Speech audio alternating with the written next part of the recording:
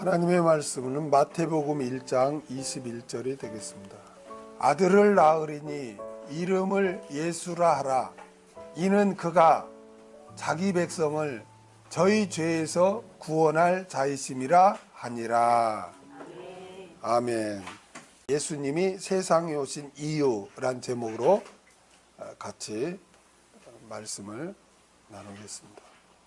예수님께서 인간의 몸을 입고 이 세상에 오신 날을 기념하기 위해 성탄절을 이렇게 정해서 기념하는데, 참으로 안타까운 것은 예수님이 이 세상에 오신 진정한 의미를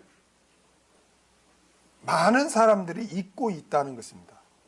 물론 세상 사람들은 예수님이 이 세상에 오신 진정한 의미를 몰라서 그렇게 생활을 한다 치더라도, 소위 예수님을 영접하여 하나님의 자녀라고 자신이 생각하는 그러한 사람들도 예수님이 이 세상에 오신 진정한 의미를 잊고 성탄절을 이렇게 보낸다는 것입니다.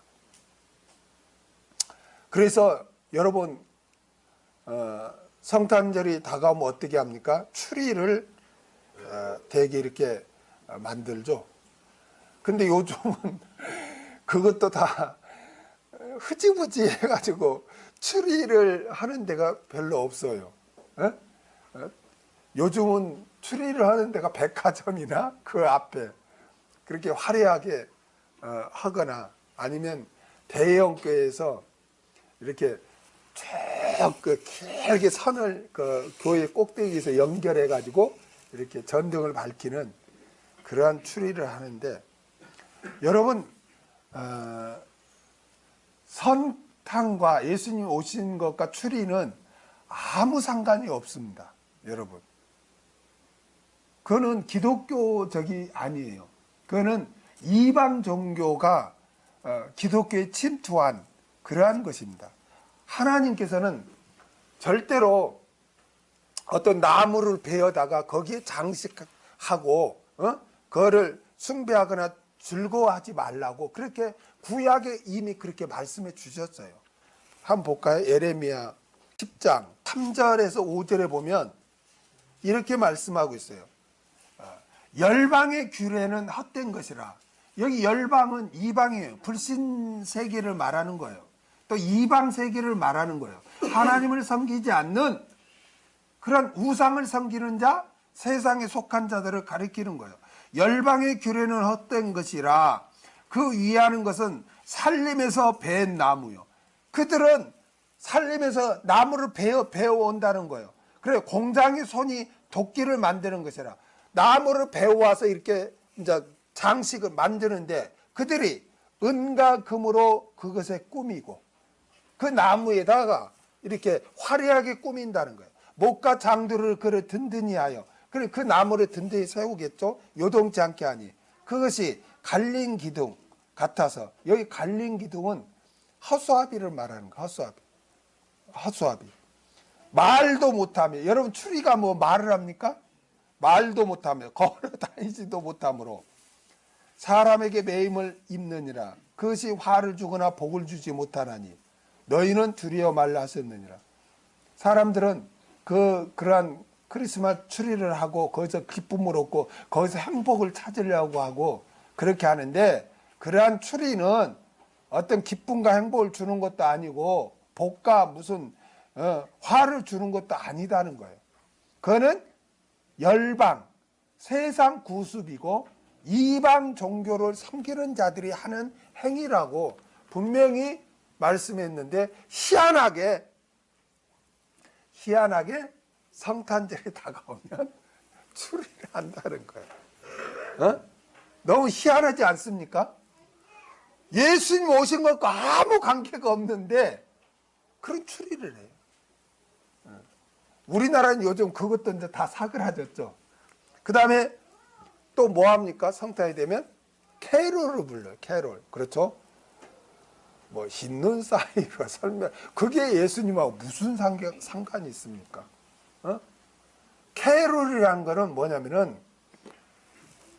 유럽, 그 당시 유럽에 이방 신을 섬기는 자들이 동지라고 있어요. 그 동지가 축제거든요. 그 동지의 기간이 12월 25일이에요.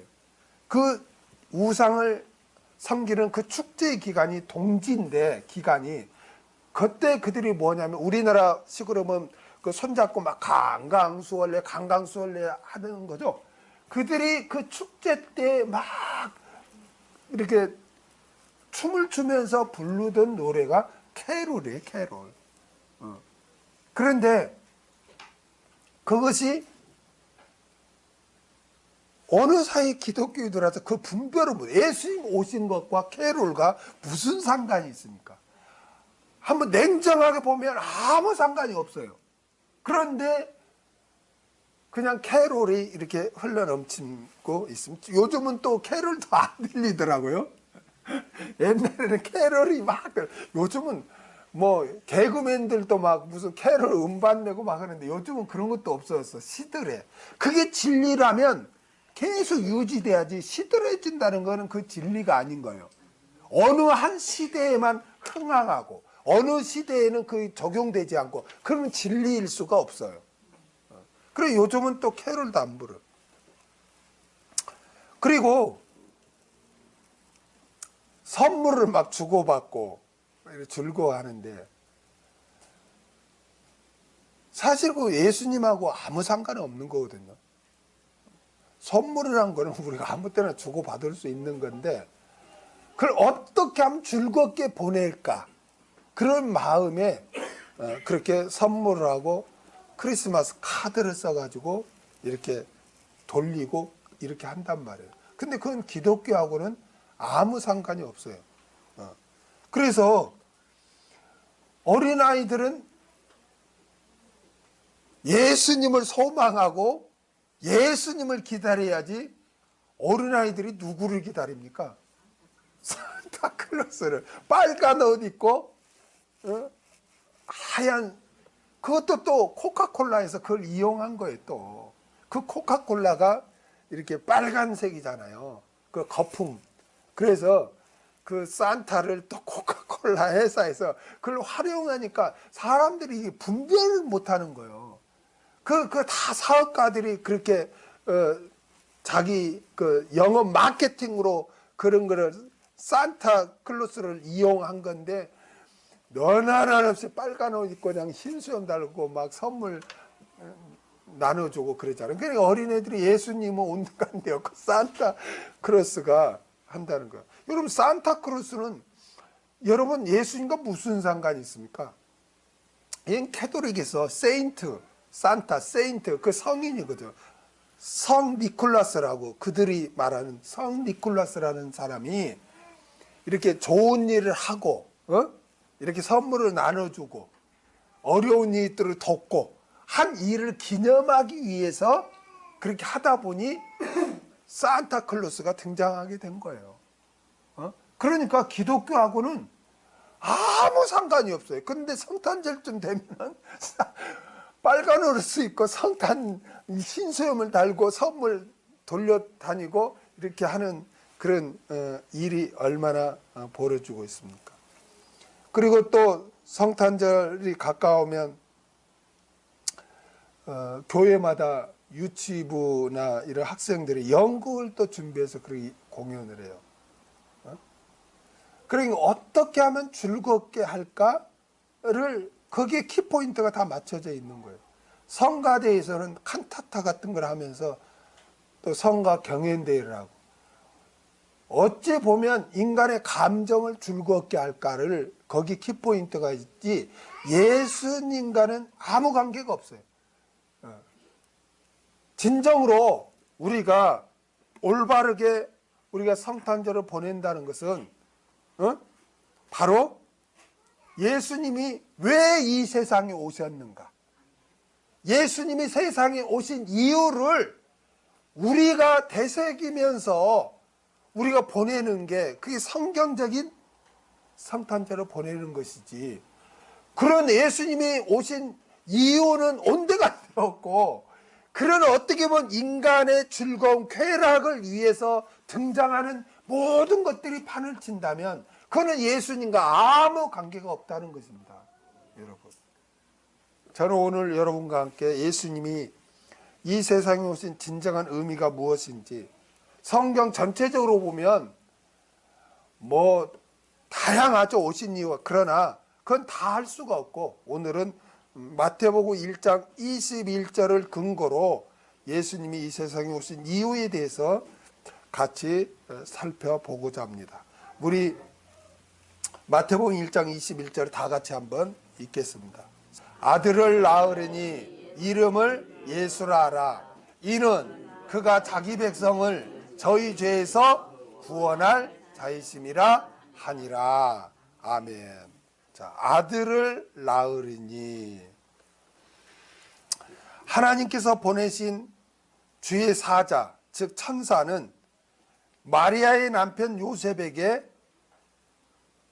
나타나서 마리아가 아들을 낳을 것이라고 알려주었습니다. 여러분, 요셉은 마리아와 어떤 관계예요? 요셉은 마리아와 이 당시에 정혼한 관계, 정혼 관계. 정혼 관계가 무슨 말이냐면, 법적으로는 부부예요. 법적으로는 부부인데 아직 결혼식은 하지 않는 부부를 정혼 관계다, 그렇게 표현을 해요. 정혼 관계. 그러니까 왜 그 당시 유대에는 이런 정혼 관계가 있냐면, 여러분, 우리가 이렇게 잉태하는 기간이 몇 개월이죠? 10개월이죠. 그러니까 자, 누구와 이렇게 결혼을 한다면 그 안에 어떤 일이 있는지를 우리가 알 수 없잖아요. 그러니까 1년이란 기간을 두고 그럼 아무 일 없으면 깨끗한 거죠. 그렇죠? 그래서 결혼식을 딱 하는 거예요, 그때. 그러니까 정혼 관계는 같이 살아요? 동거하지 않아요? 동거하지 않아요. 그냥 법적으로만 부부인데 따로 사는 거예요. 그래서 1년이란 그 시간이 딱 되면은 신랑이 신부 집에 와서 신부를 맞이해서 신랑 집으로 가서 일주일 동안 혼인잔치를 하는 거예요. 아멘? 그러니까 하나님은, 예수님도 그 당시의 그 풍습을 그대로 성경으로 또 적용을 해요. 그래서 예수님이 신랑으로 오시죠. 그렇죠? 그래서 신부를 맞이하잖아요. 신랑이 와서. 그래서 어떻게 해요? 공중으로 끌어올려서 7년 동안 혼인잔치를 하죠. 그러면 우리와 예수님은 지금 어떤 관계입니까? 정혼 관계예요. 아멘? 정혼 관계야. 법적으로 예수님 우리의 신랑이 되시고 우리는 신부예요. 그러면 신부인 우리는 어떻게 살아야 됩니까? 신부인 우리는 어떻게 살아야 돼요? 어떻게 살아야 돼? 신부인 우리는. 신랑이 오시니까. 그럼 딱 1년 되면 신랑이 올 거 아니에요? 그러면 신랑을 맞이할 신부 단장을 해야죠. 그렇죠? 신부 단장을 해야 되는 거예요. 그래서 우리는 성화를 해야 되는 거예요. 아멘? 신부 단장을 해야 되는 거예요.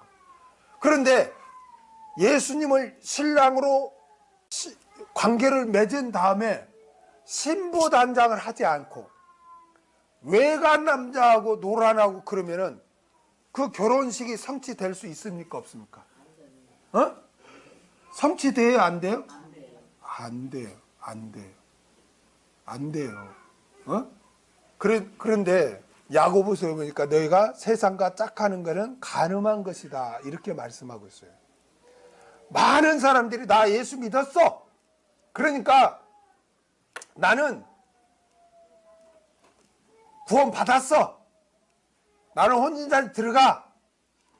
그렇게 생각하는 분들이 대다수가 많아요. 그리고 자기는 전혀 신부단장 생각도 하지 않고 말씀과 상관없이 자기 세상 욕심 따라서 세상과 짝하면서 산단 말이에요. 어? 여러분, 그런 자가 어떻게 신랑을 맞이할 수 있습니까? 마태복음 25장에 열처녀 비유에 보면 열처녀가 다 등을 들고 있어요. 근데 다섯 처녀는 등을 들고 있었으나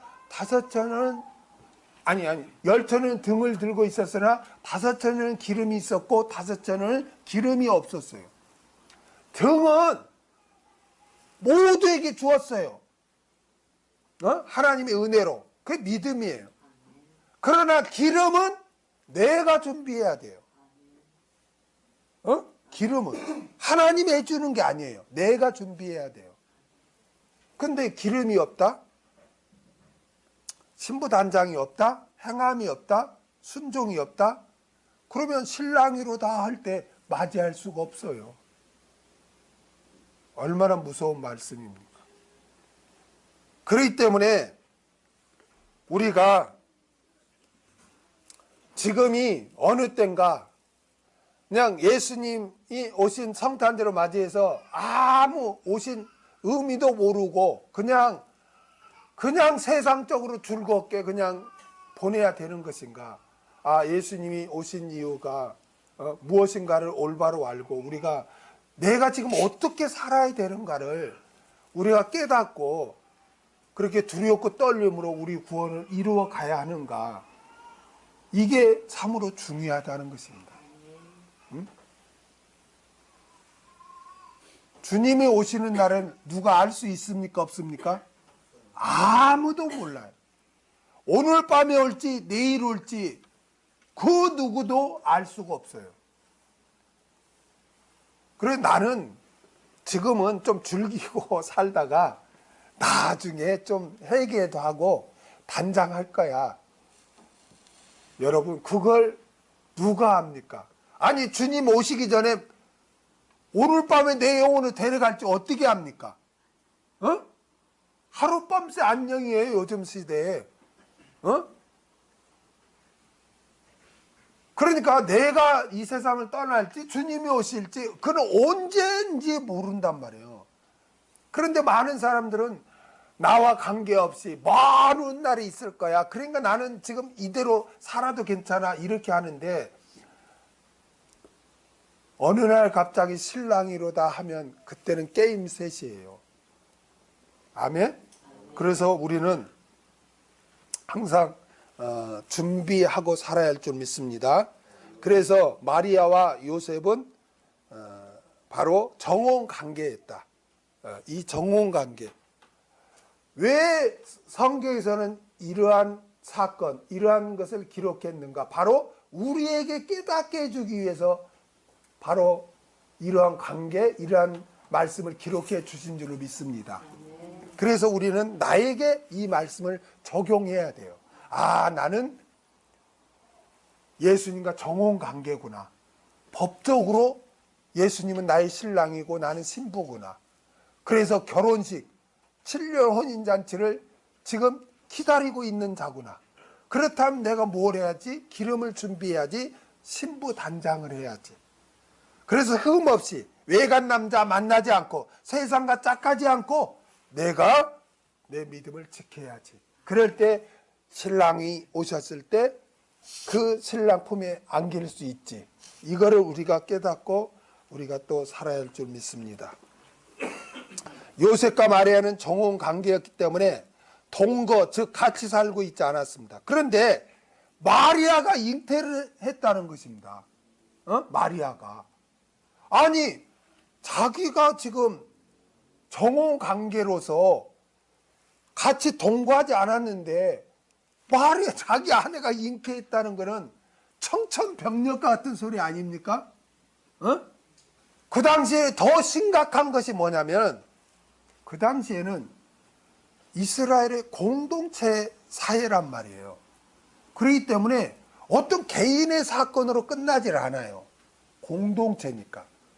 공동체가 무너지지 않도록 하기 위해서는 그 공동체에 속한 자가 어떤 일을 했을 때 그 공동체에서 그를 정죄를 하고 출교시키고 그 공동체를 지키기 위해서 그렇게 하는 그러한 시대였단 말이에요. 그러니까 마리아가 자기와 정혼 관계인데 자기는 지금 이렇게 동거하지 않고 있는 상태에서 마리아가 잉태를 했다는 것은 뭐 자기 결혼은 둘째치고 마리아가 지금 죽게 생긴 거예요. 왜? 음란한 짓을 해서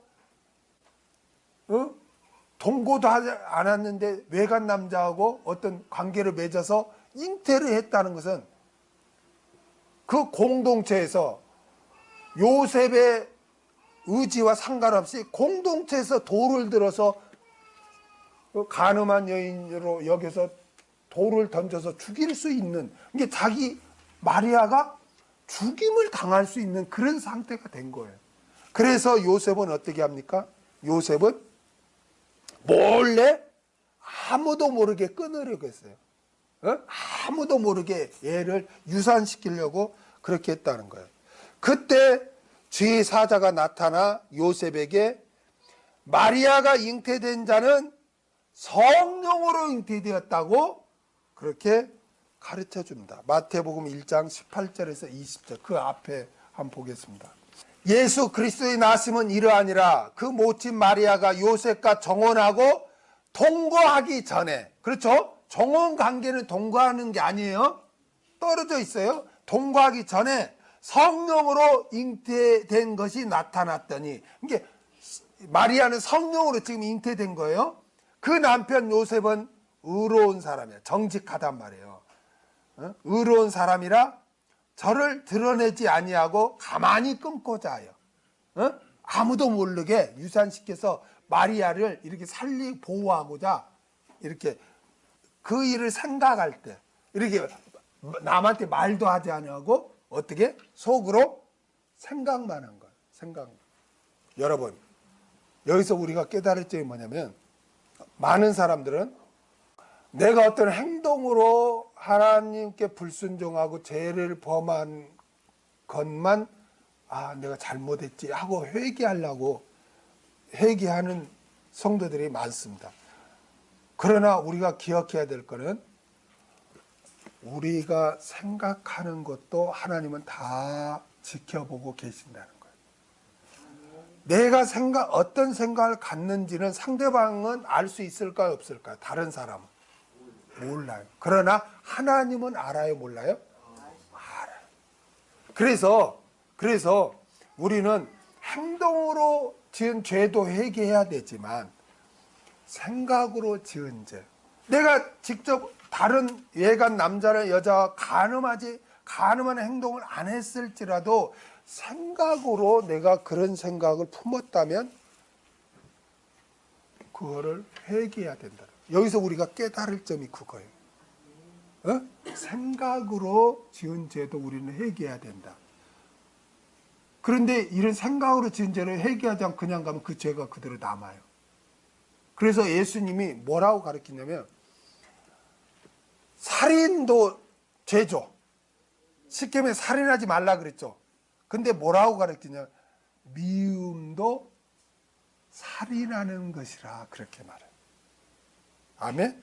그러니까 내가 누구를 살인하지 않았어도 내가 누구를 미워하고 있었다면 내가 속으로 미워하는 게 어때? 그렇게 생각하면 안 되고, 그것도 행동과 똑같이 내가 회개를 해야 된다는 거예요. 여러분, 오늘 굉장히 중요한 말씀이에요. 우리가 신부단장해야 된다고 했죠? 회개하고 정결하게 예수님을 예비해야 된다고 했죠? 행동만을 우리가 염두에 두지 말고 마음의 생각까지도 해야 된다는 거예요. 왜?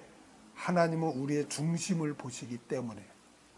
여기서도 요셉이 마리아에게서 애를 조용히 끊고자 뭐 했어요? 생각했어요. 그런데 그 생각을 누가 알았어요? 하나님이 알았어. 하나님이 알았어. 그래 누구를 보내? 천사를 보내는 거야. 그 남편 요셉은 의로운 사람의 저가 드러내지 아니하 가만히 끊고자 하여 이 일을 생각할 때 주의 사자가 현명하게 가로되 다윗의 자손 요셉아 내 아내 마리아 데려오기를 무서워 말라. 저에게 잉태된 자는 무엇으로 된 것이니라? 성령으로 되었다고 알려줬습니다.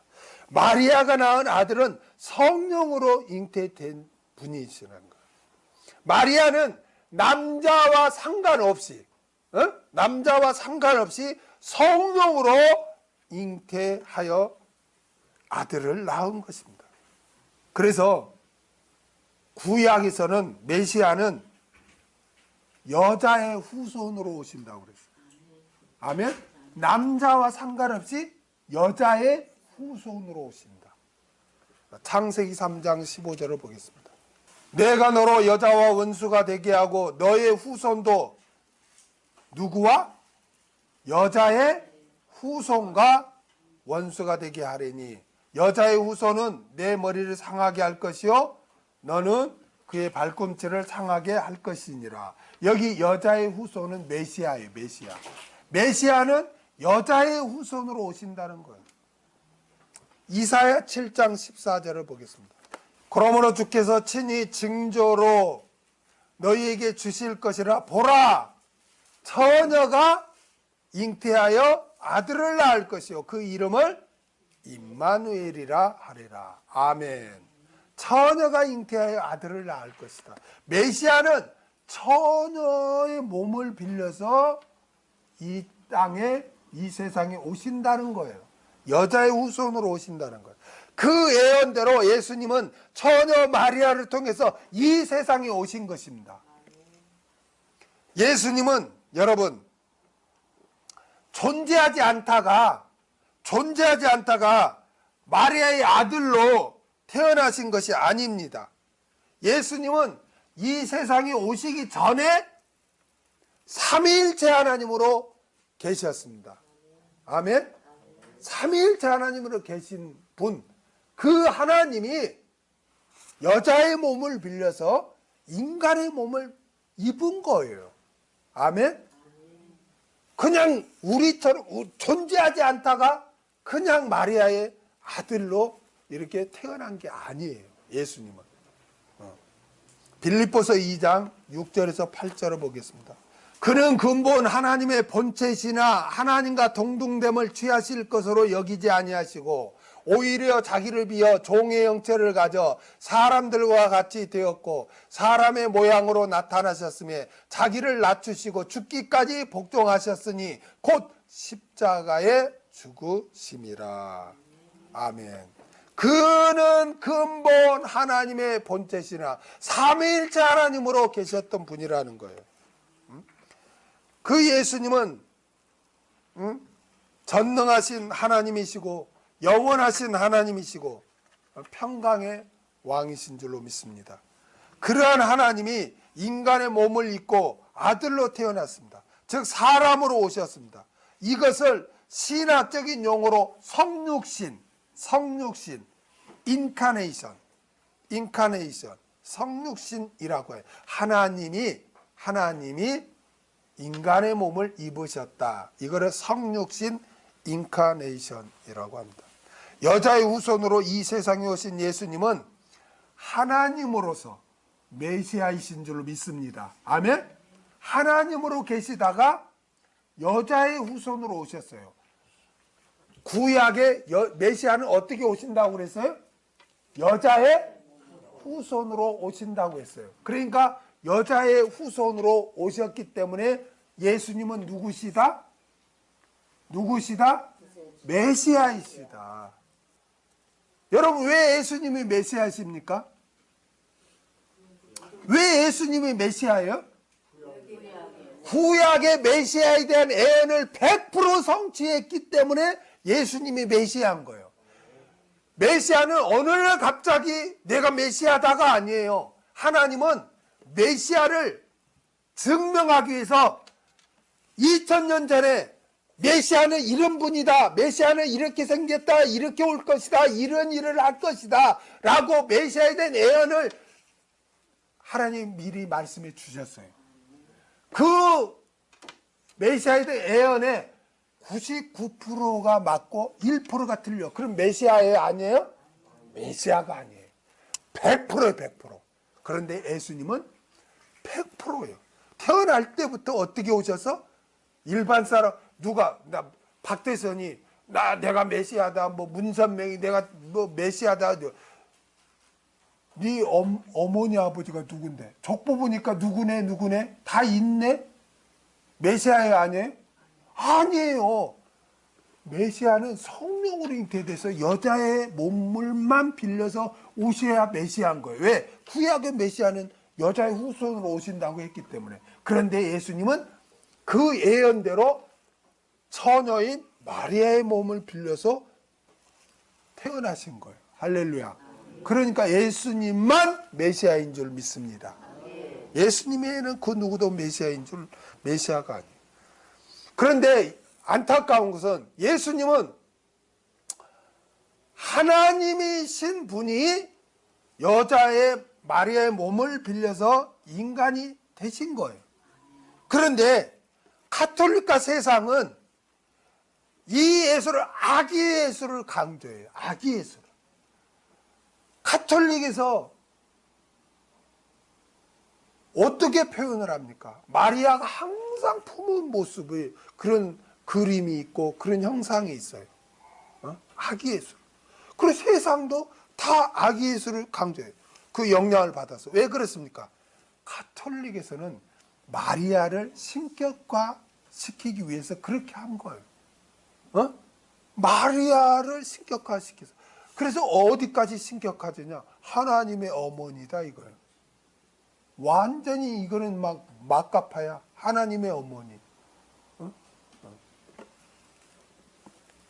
세상은 또 예수님의 하나님 되심을 부인하기 위해서 자꾸 아기 예수를 강조하는 거예요. 아기 예수, 아기 예수. 예수님이 그냥 존재하지 않다가 그냥 우리와 똑같이 그냥 아기로 태어난 겁니까? 하나님이신 분이 인간의 몸을 입으신 거예요. 그리고 우리의 모든 죄를 담당하기 위해서는 그냥 성인으로 태어나도 안 돼요. 애기로부터 시작해서 우리 인간과 똑같아야 되는 완전한 인간이어야 돼요. 그래야 우리 죄를 대신 짊어지지. 그렇지 않으면 할 수가 없어. 천사 같은 입장으로 나타나서 우리 죄를 어떻게 짓습니까? 우리가 똑같아야 우리 죄를 짊어지지. 그래서 얘기로 태어나서 시작하는 거지. 그런데 가톨릭은 마리아를 신격화하기 위해서 항상 예수님을 아기됨을 강조한단 말이에요. 예수님의 아기를 강조하는 것은 그거는 굉장히 사탄의 괴락이에요, 여러분. 예수님은 하나님이셨다니까. 하나님이시라니까. 그래서 아들을 낳으리니. 예수님은 하나님이시면서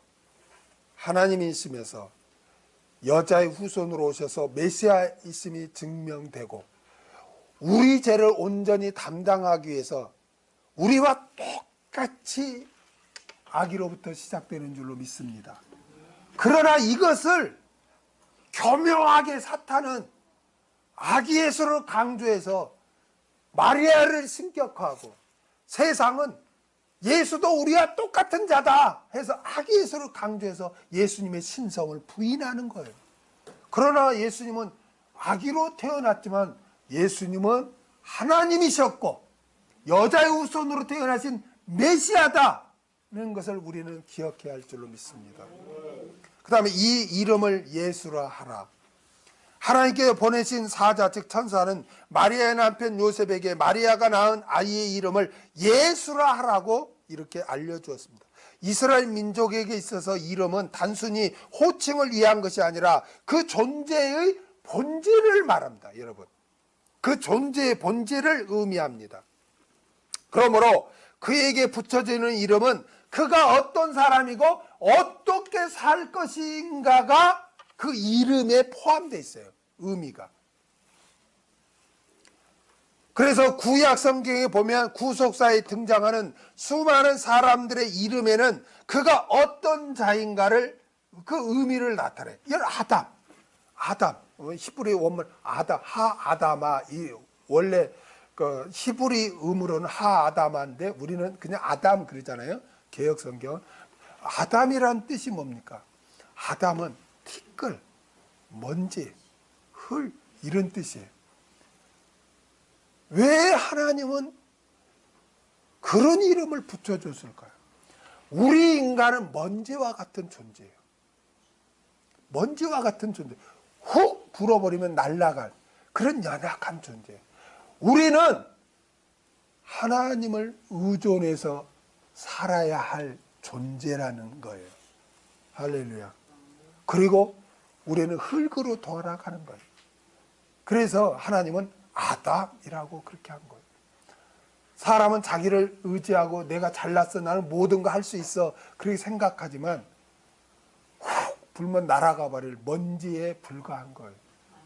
우리는 항상 자신의 연약함, 부족함을 깨닫고 나는 안 됩니다, 나는 부족합니다, 나는 할 수 없습니다, 나에게는 오직 하나님만 필요합니다 라고 하고 하나님만 의지하고 우리는 살아야 할 줄 믿습니다.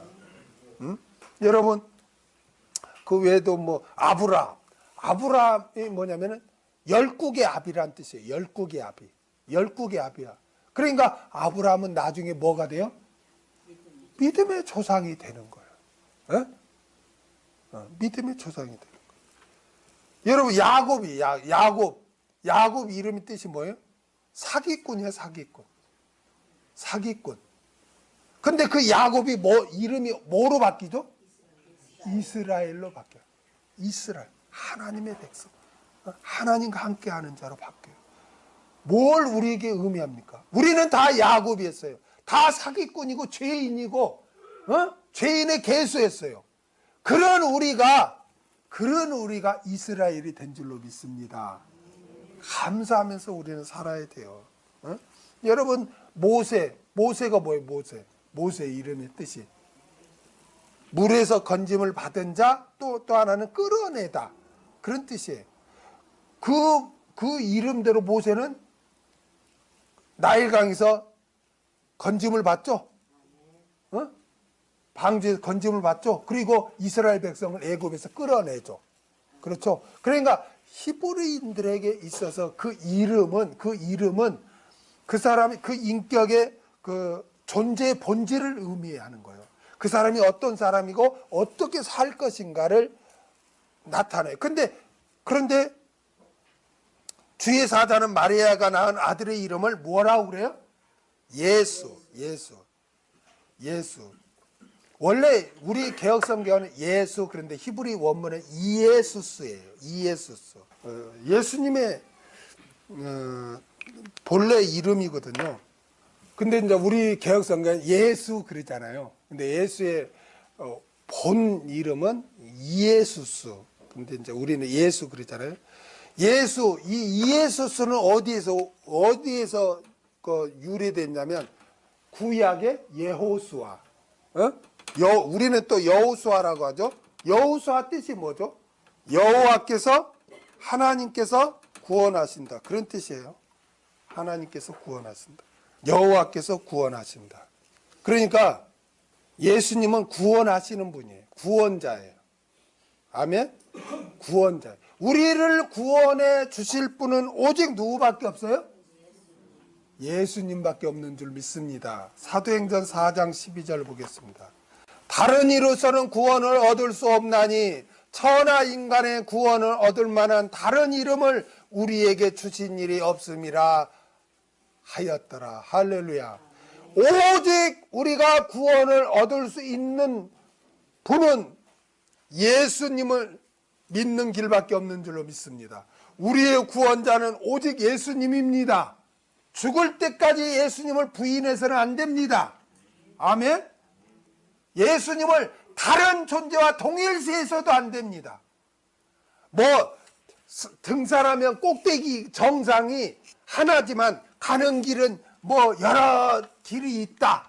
그러므로 절대신인 하나님 앞에 가는 길은 마음에트도 길이 되고 예수도 길이 되고 공자도 길이 되고 다 4대 성인 중에 하나다. 예수님은 너 구원자는 오직 예수님밖에 없습니다. 아멘. 하나님께서 보내신 자는 예수님밖에 없습니다. 다른 자들은 다 인간이 내가 깨달았니? 내가 뭘 알았니? 하고 인간이 땅에서 자기가 구원자라 하지만 예수님은 땅에서 난 자가 아니고 하늘에서 내려온 자인 줄 믿습니다. 오직 구원의 길은 예수를 믿는 길밖에 없어요. 이게 가장 단순하고 다 알면서도 왜 많은 사람들이 이단에 빠지고 문선명에 가고 막 이렇게 합니까? 여러분, 그걸 누가 몰라. 그런데 여러분 실제적으로 신천지에 빠지고 막 뭐 안산홍에 빠지고 왜 그럽니까? 가장 기본 진리를 마음에 새기지 않기 때문에 그런 거예요. 오직 구원자는 누구밖에 없어요? 예수님밖에 없는 줄 믿습니다. 예수님은 우리를 구원하시는 하나님이신 줄 믿습니다. 이는 그가 자기 백성을 하나님께서 보내신 주의 사자는 예수님이 자기 백성을 위해서 오셨음을 알려주었습니다. 예수님은 모든 인류를 위해 오신 것이 아니라 자기 백성을 위해서 오셨다는 거예요. 그러면 자기 백성이 누굽니까? 자기 백성. 자기 백성이 누구죠? 창세전에 하나님 아버지께서 택하신 자들. 할렐루야. 에베소서 1장 3절에서 5절을 보겠습니다. 찬송하리로다. 하나님 곧 우리 주 예수 그리스도의 아버지께서 그리스도 안에서 하늘에 속한 모든 신령한 복으로 우리에게 복 주시되 곧 창세 전에 그리스도 안에서 우리를 모아사 택하사 우리로 사랑 안에서 그 앞에 거룩하고 흠이 없게 하시려고 그 기쁘신 뜻대로 우리를 예정하사 예수 그리스도로 말미암아 자기 아들들이 되게 하셨으니. 할렐루야. 이 세상에 수많은 사람들이 있지만 딱 두 부류로 갈라져요. 하나님께 택함 받은 자와 하나님께 택함 받지 않은 자. 아멘. 하나님 아버지께 선택받은 사람들만 예수님을 영접하고 하나님의 백성이 되는 줄로 믿습니다. 그러면 또 이거 가지고 논쟁을 엄청 해요. 하나님의 택한 자는 어떤 상태에 있어도 결국은 다 구원을 받는다. 이거는 성경의 또 단면만 보는 거예요. 그러면 전도할 필요가 있어요, 없어요? 없어. 택하면 다 당연히 구원받는데 뭐 전도해? 택함 받으면 다 구원받는데? 너 택함 받았어도 복음을 들어야 돼요. 그래서 우리가 복음을 증거해야 되는 거예요. 아멘? 그래서 그런데 우리는 누가 택함 받은지 택함 못 받은지 우리가 알 수 없잖아요. 아멘? 그래서 끊임없이 복음을 증거해야 돼요. 그래서 자기 백성, 하나님의 장세된 택한 백성만 구원을 받는 거예요. 우리가 예수님을 믿고 이렇게 구원을 얻은 것은 창세전에 하나님이 저와 여러분을 택해 주신 줄로 믿습니다. 얼마나 감사해. 우리가 택해달라고 한 것도 아니고 하나님이 뜻대로 우리를 택해 주셨는지. 그러니까 감사해야지. 아멘? 요한복음 10장 14절을 보겠습니다. 나는 선한 목자라 내가 내 양을 알고 양도 나를 아는 것이. 내 양이라는 거예요. 예수님은 내 양이라고. 창세전에 택한 백성을 내 양이다 이렇게 표현을 했어요. 요한복음 17장 9절. 내가 저희를 위하여 비옵나니 내가 비옵는 것은 세상을 위함이 아니요 내게 주신 자들을 위함이니 저희는 아버지 것이로이다. 내게 주신 자다고 예수님은 그렇게 표현해요. 하나님 아버지께서 내게 주셨다 이 말은 창세전에 택함 받은 자를 지금 말하고 있는 거예요. 사도행전 13장 48절을 보겠습니다. 이방인들이 듣고 기뻐하여 하나님의 말씀을 찬송하며 그 다음에 뭐라고 그래요? 영생을 주시기로 작정된다는 다 믿더라. 할렐루야. 영생을 주시기로 작정된 자가 누구예요? 창세전에 하나님께서 택하신 자를 말하는 거예요. 영생을 주시기로 작정된 자는 복음을 들으면 때가 되면 믿는 줄로 믿습니다. 사도행전 18장 10절 보세요. 내가 너와 함께 있음에 아무 사람도 너를 대적하여 해롭게 할 자가 없을 것이니 이는 이 성 중에 내 백성이 많음이라 하시더라. 할렐루야. 이 성에 내 백성이 많다는 거예요. 여기서 내 백성이 누구예요? 창세전에 하나님 아버지께서 택한 자. 너 두려워하지 말라. 담대하게 복음을 증거하라. 그러면 이 성에 내가 택한 자가 있을 것이다. 그들은 복음을 듣고 예수님을 영접할 것이다. 하나님께서는 바울에게 그렇게 말씀을 주셨어요. 여러분, 우리는 하나님께서 창세전에 택하셨기 때문에 우리가 구원을 얻은 줄 믿습니다. 그리고 여러분이 꼭 잊지 말아야 될 게 있어요. 꼭 잊지 말아야 될 게, 우리가 복음을 전하는데 상대방이 받아들이지 않을 때 쉽게 낙심해서는 안 된다는 거예요. 쉽게 낙심해서는 안 된다는 거예요. 여러분이 이걸 꼭 명심하시기 바랍니다. 주 예수를 믿어라. 그러면 너와 내 집이 구원을 얻으리라. 이 말씀은 너로부터 복음이 시작돼서 결국은 너희 가정도 복음화가 될 수 있다. 그러니까 네가 복음의 삶을 살고 끝까지 복음을 증거하고 기도해라. 그런 의미가 있어요. 여러분, 이 말씀을 여러분 꼭 붙잡고 신앙생활 하시기 바랍니다. 나와 관계된 사람, 왜 내 부모, 내 형제, 내 자녀들을 나와 관계를 갖게 했는가? 그것은, 저를 보세요. 그것은 불택자를 하나님은 여러분과 구원 얻은 여러분과 관계를 맺게 하지 않았다고 저는 생각합니다. 왜? 주 예수를 믿어라. 그리하면 너와 내 가정이 구원을 얻으라. 나는 그 말씀을 믿기 때문에. 그러기 때문에 나와 관계된 사람은 불택자라고 그런 생각은 여러분은 해서는 안 되고, 내가 이렇게 1년, 2년 이렇게 복음을 전했는데도 받아들이지 않는 게 불택자가 아닌가 지레짐작으로 포기해서도 안 된다는 거예요. 우리는 내 생명 다하는 날까지 나와 관계된 사람을 위해서 중보기도 해야 되고, 삶으로서 예수님의 모습을 나타내므로써 복음을 증거해야 돼요.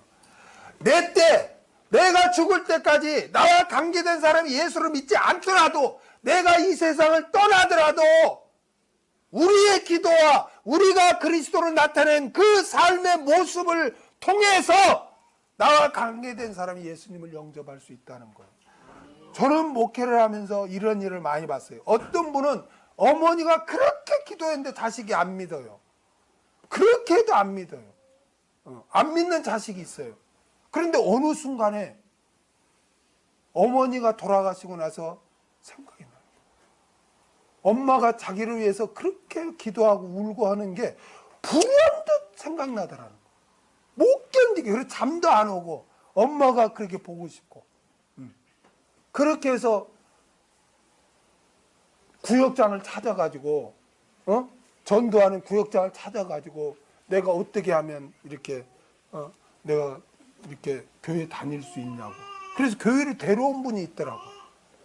그래서 상담을 하니까 자기 어머니가 그렇게 자기 구원을 위해서 그렇게 기도했는데 자기는 믿어지지 않으니까, 그럼 뭘 의지할 데가 없어요. 자기 자신을 의지하면 되지. 이 사람이 치대로 나와서 부족한 게 없어요. 그러니까 뭐 누구지에 내가 노력만 하면 얼마든지 잘 사는지 그렇게 한 거예요. 그런데 어느 순간에 계속 일을 치료하고 뭐하고 할머니를 만나서 치료하는데 자기 엄마 생각이 그렇게 나더라는 거예요. 엄마가 자기를 위해서 늘 기도하고 너 예수 믿어야 된다 그렇게 하던 거. 그 어머니가 살아계실 때 그렇게 전도를 해도 안 믿던 아들이 어머니가 돌아가고 나서 어머니 생각하다 눈물이 펑펑 흘리면서 교회에 나온 분을 내가 만나고, 야 정말 우리가 죽을 때까지 예수를 안 믿었다 해서 포기해서는 안 된다. 왜? 주 예수를 믿으라. 그래야만 너와 내 집이 구원을 얻으리라. 나와 관계된 사람을 하나님께서 불택자를 연결시킬 수 있겠는가? 그렇다면 그 말씀이 모순되는 거예요, 여러분. 아멘. 그래서 조지 밀러 목사님도 친구를 위해서 50년 동안 기도했어요. 그런데 안 믿어, 안 받아들여. 그런데 조지 밀러가 소천하고 그 장례식장에 와서 다른 목사님이 설교하는데 거기서 펑펑 울면서 자기 친구 생각하고 거꾸로져서 예수님을 영접한 그런 일도 일어난 거예요. 주 예수를 믿으라. 그래야만 너와 내 집이 구원을 얻으리라. 나와 우리 가정과 관계가 돼 있다면은 하나님은 그 말씀대로 구원을 얻게 하지 않았을까? 기도했어요. 근데 소천하기 2년 전에 갑자기 뇌경색으로 쓰러지고 연약해져서 내가 도와주니까 이제 그때부터 마음문이 열리고 그렇게 해서 그 목사님하고 연결했는데 시간이 지날 때 부적 다 띄고 우상 다 버려달라고 예배 드려달라고 하고 하나하나 변해가고 그래서 결국 뭐 그렇게 뭐 상금 많은 그런 많이 받는 믿음은 아니지만 부끄럽게 구원이라도 얻는 그 오른편 강도처럼 상급은 없는 거지만 얼마나 그래도 감사합니까? 진노의 형벌을 세세토록 받지 않고 천국에서 하나님과 함께 하고 있으니 저는 30년 걸렸습니다. 여러분 30년 동안 누구를 구원을 놓고 기도하신 분도 있을지 모르겠습니다. 우리 나와 관계된 영혼을 위해서 포기하지 맙시다. 주 예수를 믿어라. 그러면 너와 내 집이 구원을 얻으리라. 하나님께서 우리 가정의 구원의 시작이 되게 하셨다면 완성도에 주실 줄로 믿습니다. 그 사건이 내가 살아있을 때 일어날 수도 있고 내가 죽은 후에도 일어날 수 있어요. 그러니까 우리는 살아있는 동안에 늘 중보기도 하고 그 다음 말로만이 아니라 삶으로 예수님의 모습을 보여줘야 할 줄로 믿습니다. 자기 백성, 저와 여러분은 세상 사람들보다 잘난 거 없는데 창세전에 택하심을 받아 복음을 듣고 예수님을 믿어 구원을 얻었습니다. 그러니 얼마나 감사합니까? 나를 위해 영광의 보좌를 버리시고 인간의 몸을 입고 이 세상에 오신 주님을 찬양합시다. 그 다음에 저희 죄에서 구원할 자이심이라 하니라. 하나님께서 보내주신 주의 사자는 예수님이 저희 죄에서 구원할 자심이라고 알려주었습니다. 여기서 저희는 앞에서 언급한 자기 백성으로 하나님 아버지께서 창세전에 택하신 백성을 말합니다. 예수님은 창세전에 택하신 백성을 죄에서 구원해 주시는 분이라는 것입니다. 창세전에 택함 받은 자도 태어날 때는 뭐로 태어나요? 죄인으로 태어나는 거예요. 왜냐하면 인류의 조상 아담이 지은 원죄가 유전되기 때문에 그렇습니다. 아멘. 베드로전서 1장 18절에 너희 조상이 유전한 망령된 행실에서 우리가 유전됐다고 그러지 않아요? 이게 내 의지와 상관없이 우리는 태어날 때 어떻게 죄인으로 태어나요. 그래서 시편 51편 5절을 보면 우리가 죄악 중에 잉태되었나이다. 할렐루야. 우리는 죄 가운데 태어나요. 그래서 로마서 3장 23절에는 모든 사람은 다 뭐다? 죄인이다 라고 이렇게 선언을 하는 것입니다. 그러면 어떻게 죄에서 구원받을 수 있습니까? 어떻게 죄에서 구원받을 수 있습니까?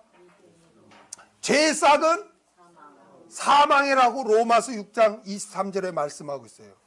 그래서 죄사함을 받기 위해서는 죽어야 돼. 죄의 싹은 사망이니까. 그렇죠. 그런데 우리 목숨이 몇 개요? 하나요. 죽으면 끝이야. 끝이야. 그래서 죄 없는 분, 영생하시는 분이 누구예요? 예수님. 하나님이신 예수님이 오셔서 우리 대신 죽어주신 거예요. 우리 대신 죄값을 치르신 거예요. 십자가 죽음으로. 할렐루야. 그래서 인간의 몸을 입고 이 세상에 오신 예수님께서는 6월절 어린 양이 되셔서 우리 죄를 대신 짊어지시고 십자가에 달려 죽으신 줄로 믿습니다. 그리하여 그 예수를 믿는 자는 죄에서 해방되었습니다. 계시록 1장 5절 보세요. 또 충성된 증인으로 죽은 자들 가운데서 예수 그리스도로 말미암아 은혜와 평강이 너희에게 있기를 원하노라. 우리를 사랑하사 그의 피로 우리 죄에서 우리를 해방하시고. 할렐루야. 죄에서의 해방은 예수님의 죽으심, 예수님의 피값으로만 되는 줄로 믿습니다.